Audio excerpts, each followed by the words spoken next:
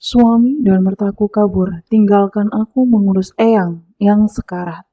Ternyata Eyang itu miliarder. Pagi itu Laras terbangun di rumah besar yang mendadak sunyi. Tidak ada suara suaminya, tidak ada omelan ibu mertua dan tidak ada tanda kehidupan. Saat ia membuka lemari, semua pakaian, perhiasan, dan barang berharga telah hilang. Di atas meja makan ia menemukan secari kertas dari suaminya. Pesannya begitu kejam. Laras disuruh mengurus kakek tua itu sampai mati. Namun, dari kamar belakang yang pengap, rahasia besar justru mulai terbongkar. Kakek yang dianggap sekarat ternyata masih sadar sepenuhnya. Ia mencengkeram tangan Laras dan meminta bantuan untuk membalas semua kejahatan. Di bawah ranjang, Laras menemukan botol cairan berbahaya dan dokumen harta bernilai fantastis. Ternyata, suami dan ibu mertuanya bukan hanya kabur membawa uang. Mereka juga diam-diam meracuni kakek itu selama bertahun-tahun demi menguasai warisan. Mereka mengira sudah menang, padahal jebakan terbesar baru saja dimulai. Kisah ini mengingatkan kita bahwa orang sabar tidak selalu lemah. Kadang, orang yang terlihat diam sedang menyaksikan kebenaran bekerja perlahan. Dan orang serakah sering jatuh bukan karena musuh, tetapi karena jebakan nafsunya sendiri. Di video ini, kita akan melihat bagaimana seorang istri yang dibuang justru menjadi penyelamat. Kita juga akan melihat bagaimana kakek sekarat itu ternyata pemilik kerajaan bisnis, sampai akhirnya orang-orang yang mengkhianatinya hancur oleh rencana mereka sendiri. Sebelum kisahnya dimulai, jangan lupa subscribe, like, dan share channel Pagar Cerita. Tulis juga dari daerah mana kamu menyimak cerita ini. Karena setiap kisah di Pagar Cerita selalu menyimpan luka, rahasia, dan pelajaran hidup.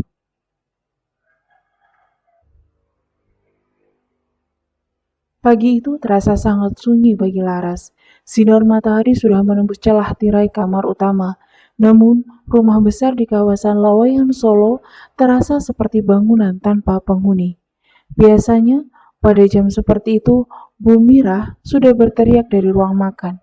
Ia memanggil Laras untuk menyiapkan sarapan, teh panas, dan obat harian. Sementara Rangga, suami Laras akan marah-marah mencari dasi atau berkas kantornya. Namun pagi itu tidak ada suara apapun, tidak ada bentakan, tidak ada langkah kaki, dan tidak ada pintu dibanting. Keheningan yang terlalu panjang membuat dada Laras terasa tidak enak. Laras bangkit dari tempat tidur dengan gerakan pelan. Ia merapikan ujung gamisnya yang sedikit kusut, lalu ia melangkah keluar kamar dengan perasaan gelisah. Lorong rumah tua itu terasa dingin. Dindingnya dipenuhi foto keluarga yang menatap tanpa suara. Di ujung lorong, pintu kamar Bu Mirah tampak terbuka separuh. Laras mendekat dan mendorong pintu perlahan. Ia langsung tertegun melihat keadaan kamar tersebut. Lemari kayu jati besar di sudut ruangan terbuka lebar dan kosong. Tidak ada satupun pakaian yang tersisa. Laci perhiasan di meja rias juga terbuka dan isinya telah lenyap. Kotak kecil tempat Bu Mirah menyimpan kalung emas hanya menyisakan bekas debu. Perasaan panik mulai menyerang pikiran Laras. Ia berbalik dan berlari menuju kamar kerja yang biasa dipakai Rangga. Begitu lemari pakaian suaminya dibuka, lutut Laras terasa kehilangan tenaga.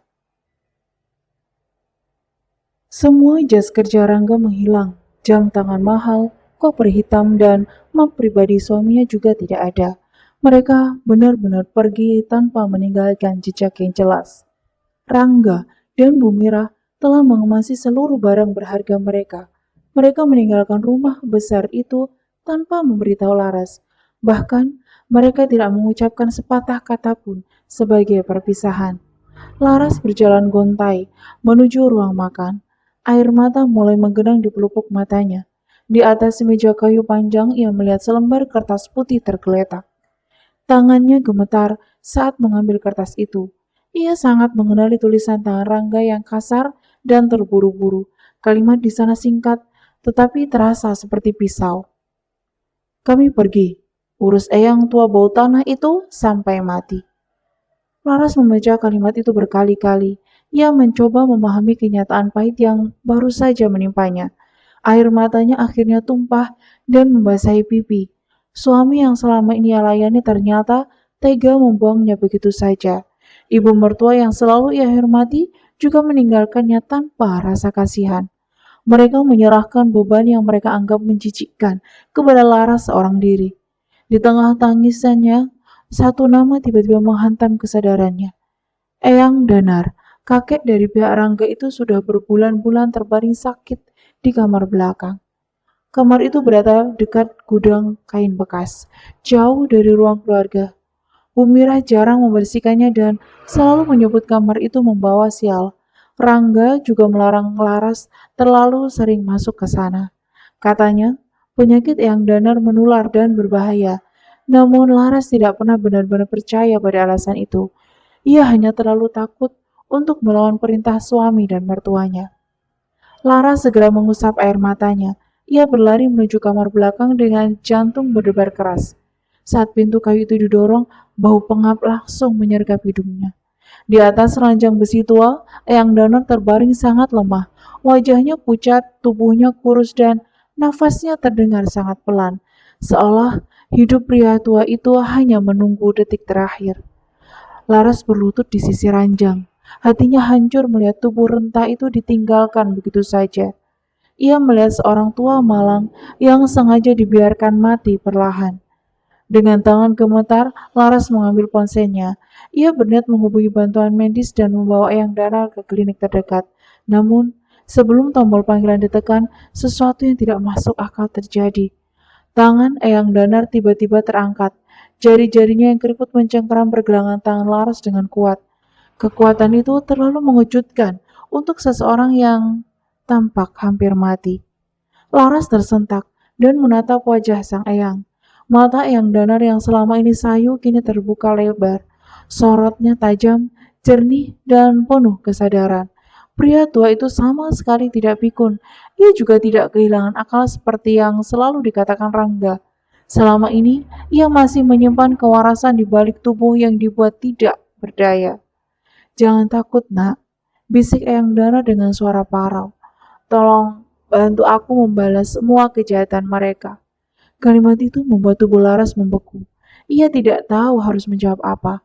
Pagi yang semula sunyi, kini berubah menjadi awal terbongkarnya rahasia besar. Laras menatap Eyang Danar dengan tubuh membeku. Pria tua yang selama ini dianggap sekarat ternyata masih sadar sepenuhnya. Sorot matanya tajam, seolah menyimpan amarah yang telah lama dikubur. Eyang bisa bicara? Tanya Laras dengan suara gemetar. Apa maksud semua ini, Eyang?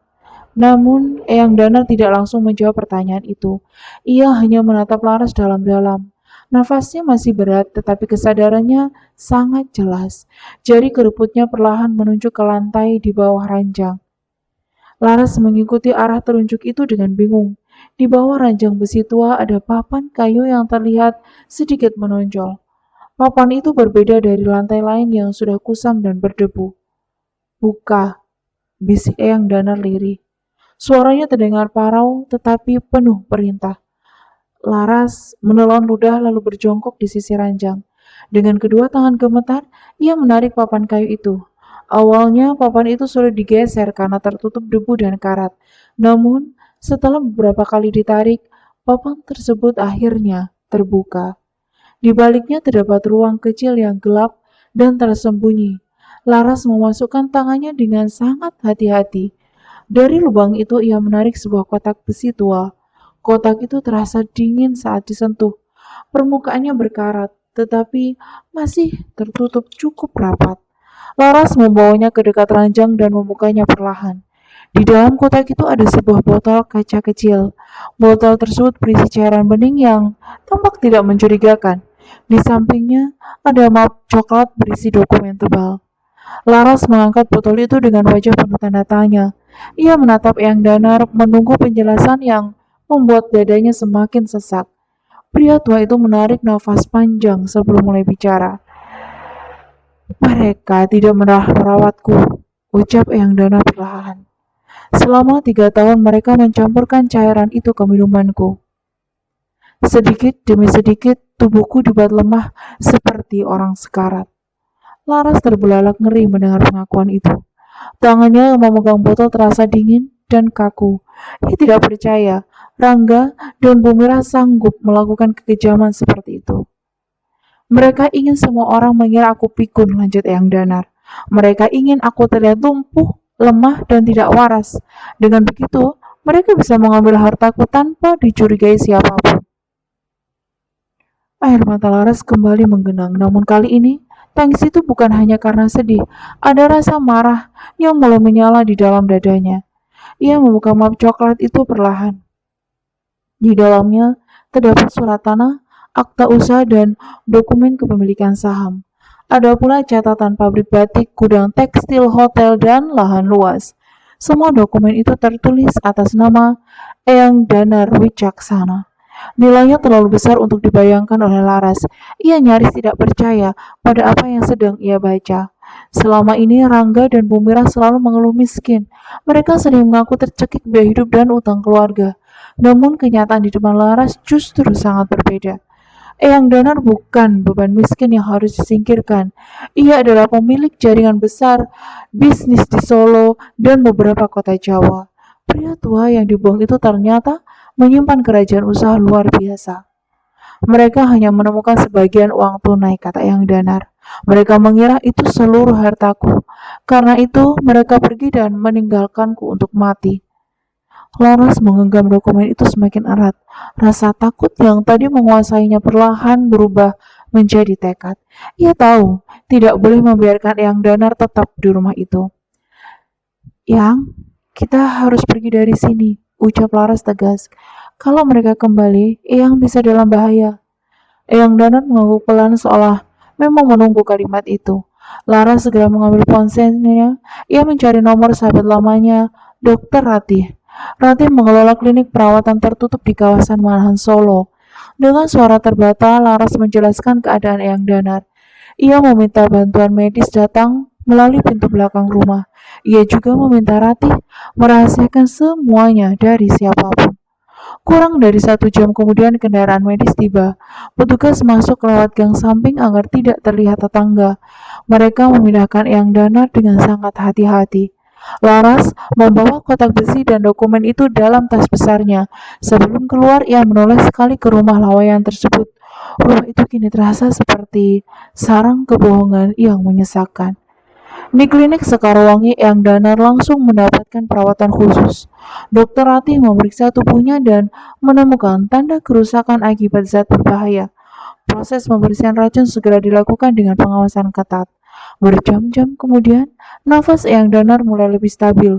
Wajahnya masih pucat, tetapi matanya tampak jauh lebih terang. Laras duduk di samping ranjang, masih menyimpan ribuan pertanyaan.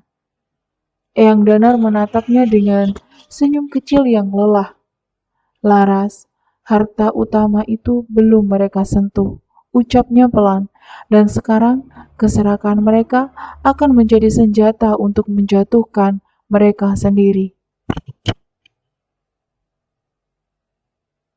Di klinik Sekarwangi, malam terasa panjang bagi Laras. Ia duduk di samping ranjang Eyang Danar dengan mata yang sulit terpejam. Pikirannya terus memutar semua rahasia yang baru saja terbongkar. Eyang Danar berbaring lebih tenang setelah mendapat perawatan intensif. Dokter Ratih memastikan sisa zat berbahaya mulai keluar dari tubuhnya. Meski masih lemah, sorot mata pria tua itu sudah kembali hidup. Laras menggenggam map dokumen yang ditemukan di rumah lawayan. Surat tanah, akta usaha, dan saham perusahaan tersusun rapi di dalamnya. Semua bukti itu menunjukkan bahwa Eyang Danar bukan orang sembarangan. Eyang, kenapa mereka bisa sekejam itu? Tanya Laras selirih. Bukankah Rangga cucu kandung Eyang sendiri? Eyang Danar menatap langit-langit kamar dengan senyum pahit. Darah tidak selalu melahirkan kasih. Jawabnya pelan. Kadang, darah hanya menjadi alasan untuk menuntut lebih banyak. Kalimat itu membuat dada Laras terasa semakin berat. Eyang Dana lalu menjelaskan rahasia perlindungan asetnya. Semua harta utama tidak bisa dipindahkan dengan tanda tangan biasa. Ia sudah membuat sistem hukum yang sangat ketat sejak lama. Setiap aset besar membutuhkan cap jempol asli darinya. Proses itu juga harus dilakukan saat ia sadar sepenuhnya. Seorang ahli hukum resmi harus menyaksikan seluruh proses tersebut. Selama cap jempolku belum ada di dokumen sah, ucap Yang Danar, Rangga dan Bumirah tidak bisa menyentuh harta utama itu. Mereka hanya membawa uang kecil yang kusimpan sebagai umpan. Laras terdiam mendengar penjelasan itu. Ia mulai memahami bahwa Eyang Danar bukan hanya korban. Pria tua itu juga telah lama membaca keserakahan keluarganya. Namun, penderitaan 3 tahun tetap meninggalkan luka besar. Tubuh Eyang Danar rusak karena racun yang diberikan perlahan. Kekayaannya hampir dirampas oleh orang yang seharusnya melindunginya. Kita harus menyerahkan semua bukti kepada polisi, kata Laras tegas. Botol cairan itu, dokumen pencurian, semuanya harus dibongkar. Namun, Eyang Danar menggeleng pelan. Belum sekarang, jawabnya dengan suara rendah. Kita butuh mereka datang dengan niat jahat yang lebih jelas. Keserakan mereka harus terlihat di depan saksi dan hukum. Laras memandangnya dengan bingung. Eyang Danar kemudian menoleh kepada dokter Ratih yang baru masuk. Dokter itu membawa beberapa laporan medis dan rekaman pemeriksaan. Kita akan membuat mereka percaya aku hampir mati, ujar Eyang Danar. Mereka pasti panik karena belum mendapatkan cap jempolku. Orang serakah selalu takut kehilangan kesempatan terakhir. Dokter Rati memahami rencana itu dengan cepat. Ia bersedia membantu selama keselamatan Eyang Danar tetap dijaga. Klinik itu memiliki ruang khusus yang aman dan tertutup. Kabar palsu pun mulai disebarkan dengan hati-hati. Beberapa kerabat jauh keluarga Rangga diberitahu bahwa Eyang Danar kritis. Dokter Rati juga meminta stafnya menjawab pertanyaan dengan cerita serupa. Ruangan perawatan Eyang Danar diatur seperti ruang pasien sekarat. Mesin pemantau jantung dipasang dan dengan bunyi pelan dan teratur, selang infus, oksigen, dan tirai tebal membuat suasana tampak genting. Laras ikut membantu menyiapkan semuanya. Ia menatap Eyang Danar yang berbaring dengan wajah pucat buatan. Hatinya berdebar karena tahu jebakan itu sangat berbahaya. Jangan takut, nak, bisik Eyang Danar. Mulai malam ini, kamu bukan lagi korban mereka. Kamu adalah saksi yang akan membuka topeng mereka. Ucapan itu membuat Laras menegakkan punggungnya. Selama ini ia hidup sebagai istri yang selalu menunduk. Kini ia harus berdiri menghadapi orang yang menghancurkan martabatnya. Menjelang tengah malam, ponsel Laras akhirnya bergetar. Nama Rangga muncul di layar dengan panggilan berulang. Laras menarik nafas dalam sebelum menerima telepon itu. Laras, kamu di mana? Suara Rangga terdengar panik. Aku di klinik Sekarwangi, jawab Laras dengan suara serak. Yang kritis, Mas. Dokter bilang waktunya tinggal sebentar. Beberapa detik sambungan itu hening. Laras bisa mendengar nafas Rangga yang tertahan di seberang sana. Ia tahu kepanikan itu bukan karena cinta kepada eyangnya.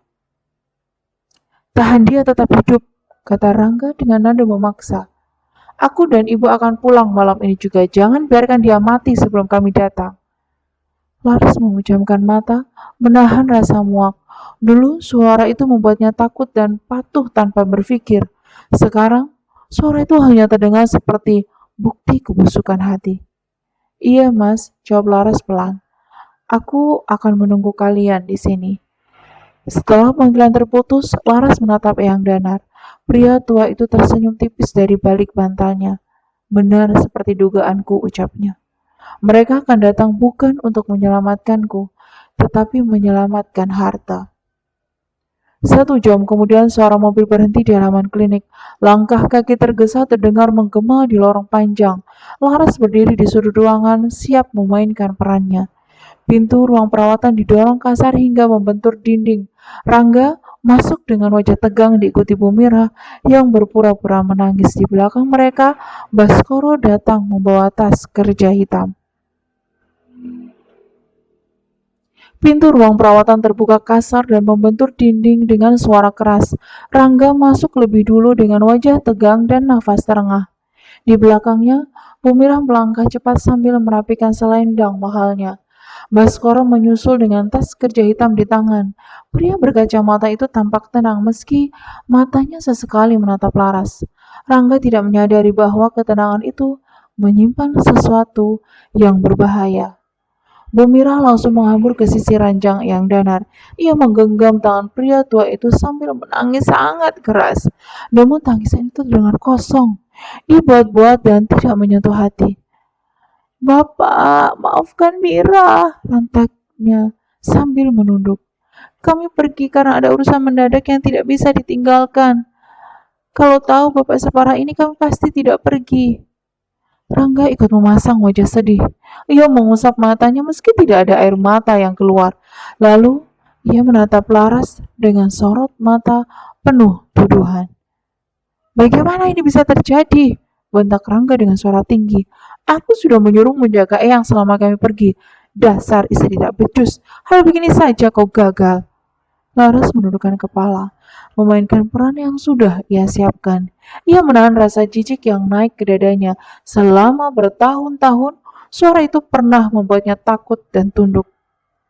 "Aku sudah berusaha semampuku, Mas," jawab Laras pelan. Tiba-tiba, Eyang sesak dan memutahkan cairan aneh. Dokter bilang waktunya mungkin tinggal menghitung menit. Mata Rangga dan Bumirah langsung saling bertemu. Ada kilatan lega yang tidak mampu mereka sembunyikan. Mereka mengira semua rahasia akan terkubur bersama kematian Eyang Danar. Rangga segera memberi isyarat kepada Baskoro. Pria berkacamata itu membuka tas kerja dan mengeluarkan beberapa dokumen tebal. Di samping dokumen itu, ia meletakkan bantalan tinta kecil. Dokumen tersebut adalah surat kuasa penuh atas semua aset Eyang Danar. Isinya menyatakan bahwa tanah, pabrik, hotel, dan saham diserahkan kepada Rangga. Semua dibuat seolah Eyang memberikan hartanya tanpa paksaan. "Waktu kita tidak banyak," bisik Rangga kepada ibunya. "Kalau dia mati sebelum cap jempol ini selesai, semuanya bisa bertahan. Kita harus membuatnya sah sekarang juga." Bumirah mengangguk cepat dan menghapus air mata palsunya. Wajahnya berubah keras, dingin, dan penuh perhitungan. Ia menarik tangan Eyang Dana dengan kasar dari atas selimut. Ibu jari pria tua itu ditekan ke bantalan tinta. Rangga menahan nafas sambil menunjuk kolom cap jempol. Laras berdiri di sudut ruangan menunggu detik paling penting tiba. "Tempelkan sekarang, Bu," desak Rangga dengan suara gemetar. "Jangan sampai nafasnya habis sebelum dokumen ini selesai." Bumirah segera mengarahkan ibu jari itu ke atas kertas. Namun tepat sebelum jari itu menyentuh dokumen, tangan Eyang Danar menegang. Tangan yang mereka kira tak bernyawa tiba-tiba menarik diri dengan kuat. Bumirah terpekik dan melepaskan genggamannya. Mata Eyang Danar terbuka lebar, sorot tajam, sadar dan penuh kemarahan yang lama tertahan. Rangga mundur satu langkah, wajahnya berubah pucat seperti mayat. Pada saat yang sama, Laras bergerak ke mesin pemantau jantung. Ia menekan tombol daya dan menghentikan bunyi medis palsu itu. Setelah itu ia berjalan ke pintu dan menguncinya dari dalam. "Selamat datang di neraka kalian," ucap Eyang Danar lantang. Suaranya tidak lagi lemah seperti pasien sekarat. Ruangan itu berubah menjadi ruang pengadilan yang menakutkan. Rangga langsung berlari ke pintu dengan panik. Ia mengguncang gagang pintu, menendang dan memukulnya berkali-kali, namun pintu itu tetap terkunci rapat. "Buka pintunya, Laras!" teriaknya kalap. "Buka sekarang juga atau aku akan menghajarmu." Laras menatapnya dingin tanpa sedikit pun rasa takut. Dari balik tirai tebal dan pengawal pribadi yang Danar muncul. Mereka berdiri tegap dan langsung menghalangi jalan Rangga. Pria sombong itu terpaksa mundur dengan tubuh gemetar. Bumirah jatuh terduduk di lantai. Ia menatap Eyang Danar, Baskoro, dan Laras secara bergantian.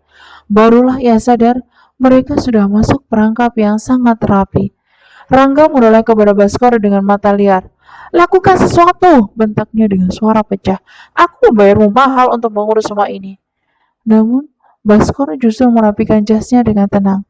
Ia berjalan melewati Rangga lalu menunduk hormat kepada Eyang Danar. Pemandangan itu membuat wajah Rangga semakin hancur. "Maaf, Pak Rangga," ucap Baskoro dingin. "Saya lebih takut membusuk di penjara karena menipu Tuan Danar. Beliau pemilik sah jaringan usaha tempat kantor hukum saya bernaung." Baskoro mengambil dokumen surat kuasa dan melemparkannya ke lantai. "Surat ini tidak ada artinya," katanya tegas. "Kalian terlalu sibuk memikirkan harta hingga lupa membaca berkas resepsionis." Rangga dan Bumirah saling menatap bingung. Baskoro menjelaskan bahwa berkas yang mereka tanda tangani bukan pendaftaran biasa. Itu adalah surat pengakuan bersalah dengan materai dan rekaman sidik jari. Di dalamnya tertulis pengakuan atas cobaan pembunuhan Eyang Danar. Ada pula pengakuan pencurian uang tunai dari berangkas pribadinya. Semua bukti sudah disiapkan untuk menyeret mereka ke hukum. Bumirah masih mencoba melawan dengan kesombongan terakhirnya.